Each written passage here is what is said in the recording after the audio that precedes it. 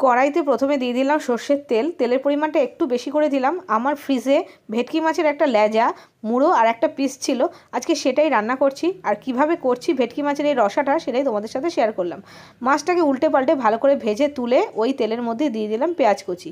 পেঁয়াজ কুচি দিয়ে একটু নাড়াচাড়া করে যখন একটু ভাজা ভাজা হয়ে গেছে, পেঁয়াজ কুচিটা কালার আসছে, তখন আমি দিয়ে দিয়েছি মিক্সির মধ্যে বেটে নিয়েছিলাম টমেটো, আদা, রসুন আর একটা কাঁচা লঙ্কা, সেটা দিয়ে দিলাম। এই মিশ্রণটা দিয়ে ভালো করে নাড়িয়ে নিলাম।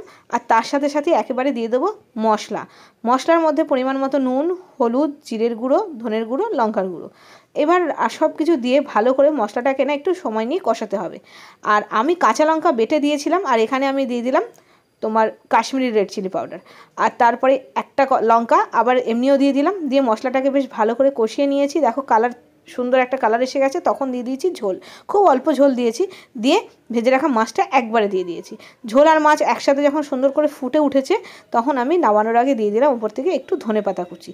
ব্যাস আমার হয়ে গেছে ভেটকি মাছের রসা। এটা খেতে না খুব ভালো লাগে। মুড়ো, একটা লেজা আর এক পিস মাছ ছিল, সেটাই আজকে রান্না করলাম। বেশ সুন্দর হয়েছিল খেতে, গরম ভাতের সাথে দারুণ লেগেছিল, খুব সুস্বাদু হয়েছিল খেতে। তো দেখো সিম্পলভাবে রান্না করেছি, কখনো কখনো এই সিম্পল রান্নাটাই না খুব সুস্বাদু হয়ে ওঠে। তো খুব ভালো লেগেছিলো, তাই ভাবলাম তোমাদের সাথেও রেসিপিটা শেয়ার করে দিই।